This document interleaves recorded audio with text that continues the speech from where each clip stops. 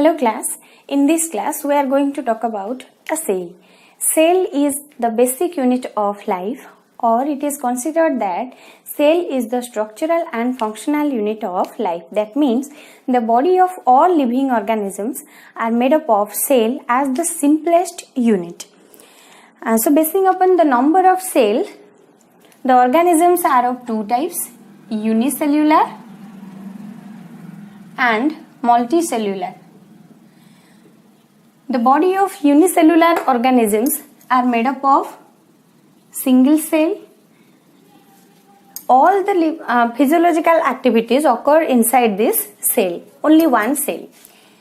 The multicellular organism's body made up of many cells. Here, in multicellular organisms, the physiological activities are distributed among different kind of cells. Here, not only the cells, the components of cell are modified in such way that they are performing a specific type of physiological function. For example, in plants, parenchyma is meant for storage of food and sclerenchyma is meant for mechanical support.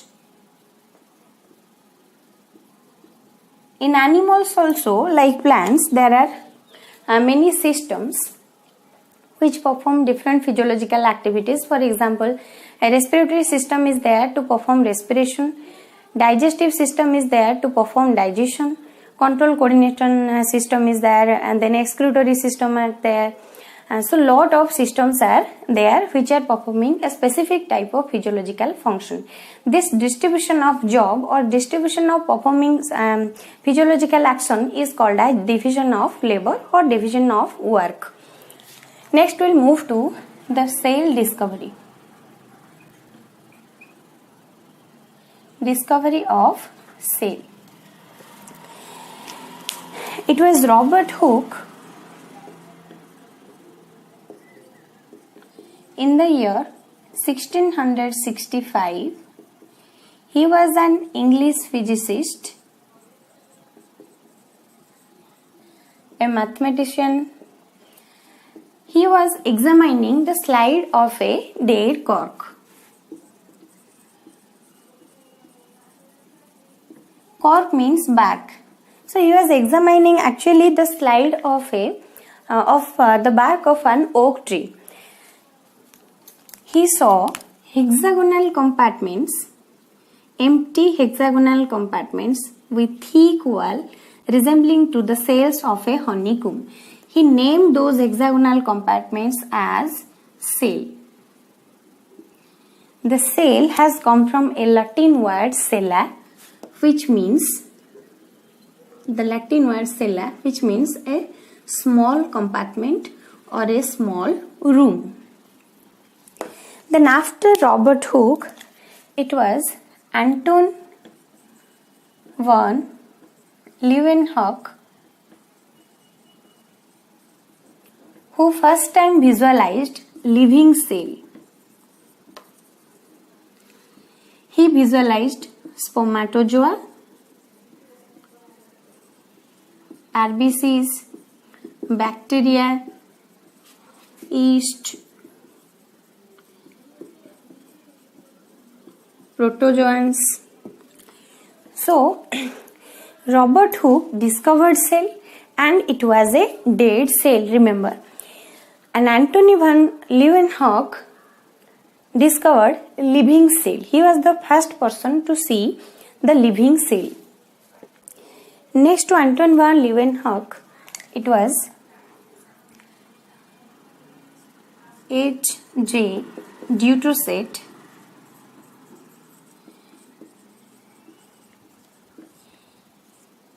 He concluded that all the plants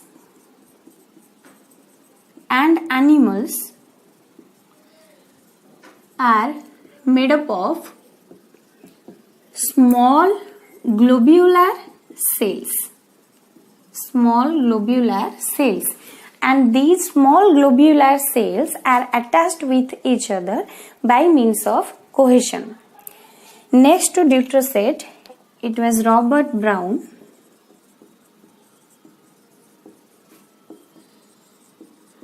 discovered nucleus in the cells of orchid root. Robert Brown. Next to Robert Brown, it was Mole.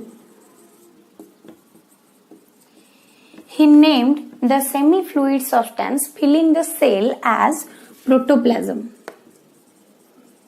So these are the major discoveries related to cell.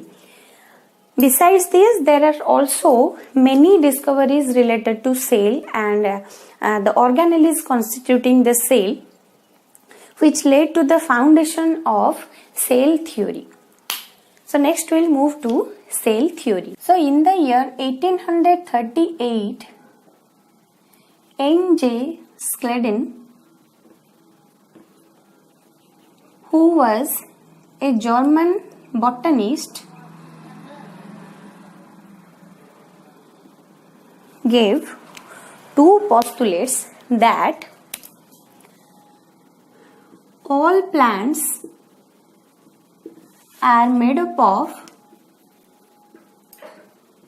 cells and the products found by the cells.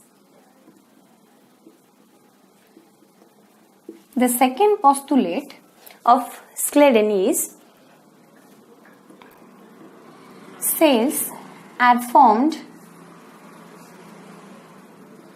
by a process similar to crystallization.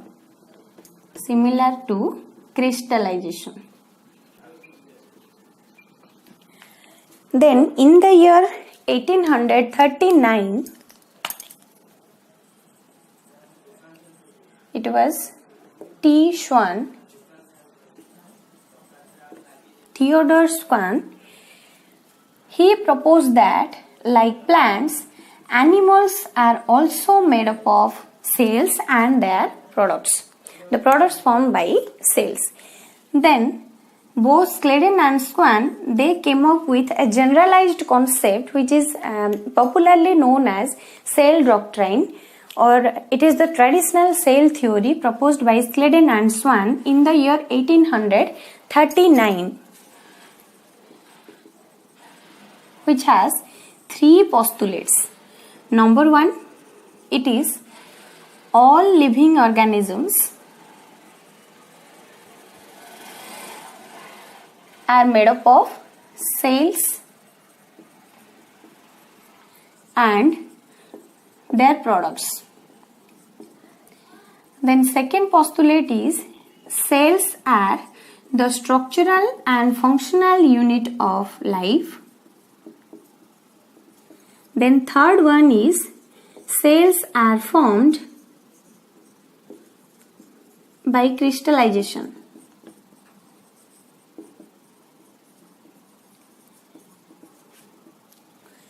But this last statement, that cells are formed by crystallization, this statement was rejected by many scientists. They were Rudolf Virchow, and then it was Robert Remarque, Kolliker, Nageli. They rejected this statement that cells are formed by crystallization. So next, Remarque and Nageli, they gave their views individually that cells only originate from pre-existing cells. From pre-existing cells. And Rudolf Virchow came up with all the evidences in support of this statement or concept. He collected evidences in support of this concept that cells only originate from the pre-existing cells or older cells. So also Rudolf Virchow used a statement for this or phrase that omnis cellula acellula, which means all cells arise from pre-existing cells.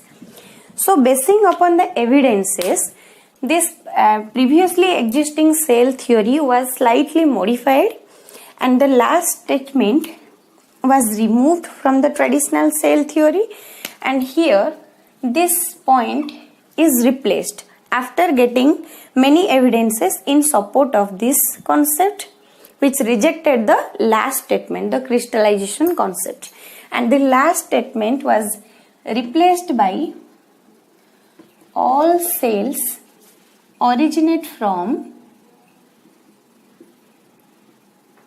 pre-existing cells.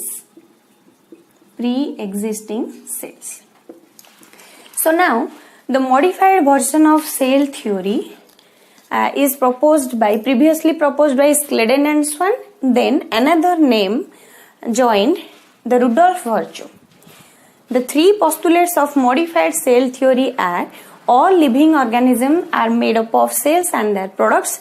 Cells are the structural and functional unit of life. And the third postulate is all cells originate only from pre-existing cells. So next we'll move to the modern version of cell theory.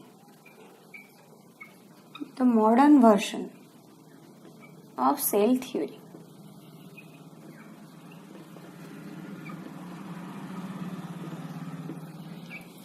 So modern version of cell theory is based on the interpretations made after 1850s by different scientists, and the modern version of cell theory can be summarized in four postulates, and the four postulates are: number 1, cell is the morphological and physiological unit of life. Then the properties of the living organism depends on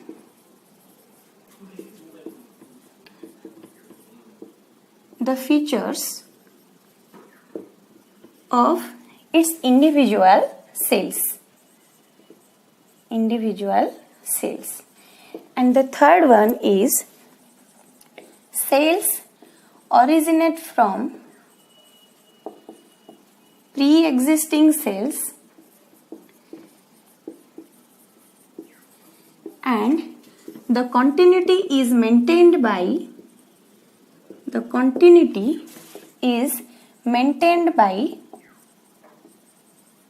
the genetic material. And the fourth postulate is cell is the smallest unit of life. So these are the four postulates of modern version of cell theory. Next we'll move to the exception to cell theory. The exceptions to cell theory. So first, there are viruses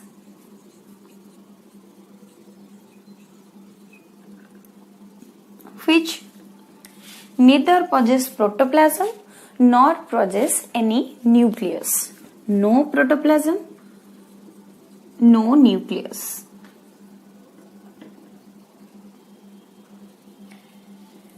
Then there are prokaryotes which do not possess a nucleus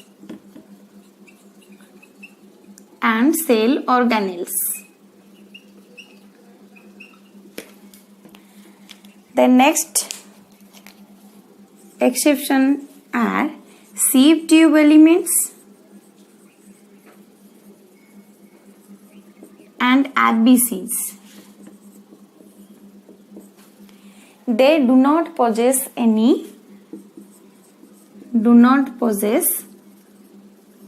nucleus. Then other organisms are also there, like Vaucheria and Rhizopus. They have many nuclei scattered in the cytoplasm. Scattered in the cytoplasm. So the exception is many nuclei here.